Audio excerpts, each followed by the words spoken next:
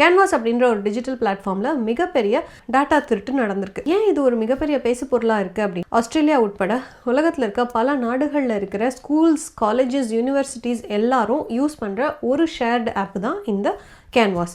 இன்னைக்கு இருக்கிற modern education சிஸ்டமோட digital back போன்னு இந்த ஒரு ஆப்பை சொல்ல முடியும். ஸ்டூடெண்ட்ஸ் அசைன்மெண்ட் சப்மிட் பண்றது, ஸ்டூடெண்ட்டும் டீச்சரும் கம்யூனிகேட் பண்ணிக்கிறது, பேரண்ட்ஸோட இன்ட்ராக்ட் பண்றது, லேர்னிங் ப்ராசஸை மேனேஜ் செய்கிறது அப்படின்னு இது எல்லாத்தையும் அந்த பிளாட்ஃபார்மில் தான் பண்ணிட்டு இருந்தாங்க. ஒரு ஸ்கூலோட டேட்டா ஹேக் செய்யப்பட்டிருக்குன்னா அது ரொம்ப சாதாரண விஷயங்க. இந்த மாதிரி ஒரு shared platform, third party platform hack செய்யப்படுறது அப்படிங்கிறது ஒரு மிகப்பெரிய விளைவை ஏற்படுத்தும். ஏன்னா இதில் ஜஸ்ட் ஒரு ஸ்கூலோ இல்லை ஒரு காலேஜோ இல்லை, உலகத்தில் இருக்கிற அந்த பிளாட்ஃபார்மை யூஸ் செய்கிற பல ஸ்கூல், காலேஜஸ், யூனிவர்சிட்டிஸ் இதனால் அஃபெக்ட் ஆயிருக்கு. இதனால் எண்ணிலடங்காத ஸ்டூடெண்ட்ஸோட இன்ஃபர்மேஷன் லீக் ஆயிருக்கு. இன்னைக்கு இருக்கிற டீட்டெயிலை பொறுத்த வரைக்கும் ஸ்டூடெண்ட்ஸோட நேம்ஸு, இமெயில் அட்ரஸ், கம்யூனிகேஷன்ஸ் இது எல்லாமே திருடி இருக்குன்னு சொல்லியிருக்காங்க. பட் லக்கிலி அவங்களோட பாஸ்வேர்டோ, ஃபைனான்ஷியல் டேட்டாவோ இல்லைனா கவர்மெண்ட் ஐடியோ திருடு போகலை. இதில் நம்ம பயப்பட வேண்டிய விஷயம் என்னன்னா, அதான் ஃபைனான்ஷியல் டேட்டா லீக் ஆகலையே அப்புறம் என்ன பிரச்சனை அப்படின்னு நம்ம யோசிக்கக்கூடாது. ஏன்னா கான்டெக்ஸ்ட் ரொம்ப முக்கியம். ஒரு கான்டெக்ஸ்ட் இருந்தது அப்படின்னா ஒரு ஸ்டூடெண்ட் அவங்க எப்படி கம்யூனிகேட் பண்ணுவாங்க, இல்லை அந்த டீச்சர் ஸ்டூடெண்ட்ஸ்க்கு எப்படி கம்யூனிகேட் பண்ணுவாங்கன்ற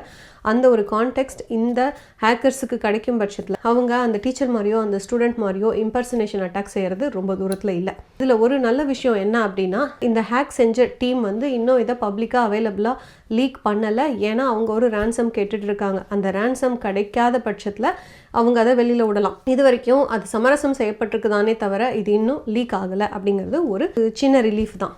இந்த டாட்டா திருடு போயிருக்கோ போகலையோ, as a parent and student நம்ம செய்ய வேண்டிய 5 முக்கியமான விஷயங்களை நான் இப்போ சொல்ல போகிறேன். ஃபர்ஸ்ட், அடுத்த சில மாதத்துக்கோ வருஷத்துக்கோ ஸ்கூல் ரிலேட்டடாவோ யூனிவர்சிட்டி ரிலேட்டடாவோ இமெயில்ஸ், எஸ்எம்எஸ், லிங்க்ஸ் இது எல்லாம் வந்துச்சுன்னா ரொம்ப கேர்ஃபுல்லாக நீங்கள் வெரிஃபை பண்ணணும். அர்ஜென்ட்டு, பாஸ்வேர்ட் ரீசெட் பண்ணுங்கள், அசைன்மெண்ட் இஷ்யூ இருக்குது, ரீசப்மிட் பண்ணுங்கள், ஸ்கூல் நோட்டீஸ் இப்படின்னு எந்த மெசேஜ் வந்தாலும் வெரிஃபை பண்ணாமல் அதில் இருக்க லிங்கை கிளிக் பண்ணாதீங்க. கேன்வாஸ் இல்லைனா ஸ்கூல் லாகின்க்கு பயன்படுத்தின யூசர் நேம், பாஸ்வேர்ட், அந்த பாஸ்வேர்ட் வேறு எங்கேயாவது நீங்கள் ரீயூஸ் பண்ணியிருந்தீங்கன்னா தயவு செஞ்சு அந்த பாஸ்வேர்டை போய் மாற்றுங்க. 3வது, எங்கெல்லாம் உங்களால் மல்டி ஃபேக்டர் ஆத்தென்டிகேஷனோ இல்லைனா 2 ஸ்டெப் வெரிஃபிகேஷனோ எனேபிள் பண்ண முடியுமோ எல்லா இடத்துலையும் எனேபிள் பண்ணிடுங்க.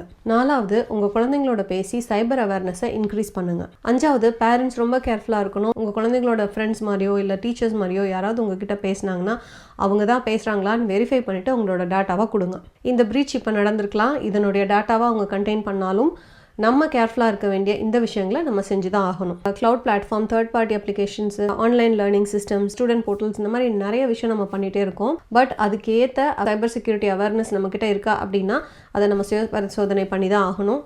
நம்மளோட ஸ்டூடெண்ட்ஸோட டேட்டா எங்கே ஸ்டோர் ஆகுது, எத்தனை நாள் ஸ்டோர் ஆகுது, யாருக்கெல்லாம் ஆக்சஸ் இருக்குது, அந்த சிஸ்டம்ஸ் இன்னும் எத்தனை சிஸ்டம்ஸோட இன்டர் கனெக்டடாக இருக்குன்ற டேட்டா யாருக்காவது நமக்குள்ளே தெரியுமா? இது எல்லாமே ப்ரைவசி பாலிசியில் கொடுத்துருப்பாங்க. அதை நம்ம படிக்க தவறுறோம். டேர்ம்ஸ் அண்ட் கண்டிஷன்ஸை படிக்க தவறுறோம். அது எல்லாத்தையும் படித்து தெரிஞ்சுக்கிட்டு நம்ம அக்செப்ட் கொடுக்க வேண்டிய காலத்துக்கு வந்திருக்கோம்னு நான் நினைக்கிறேன்.